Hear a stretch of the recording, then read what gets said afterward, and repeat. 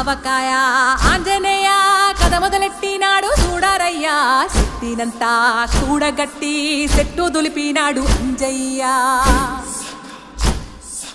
ఎర్ర ఛాయ కోతి అవతార వెంటమాయ కత్తి సేత పట్టకుండా కాయ కోసినాడు కపిలయ్య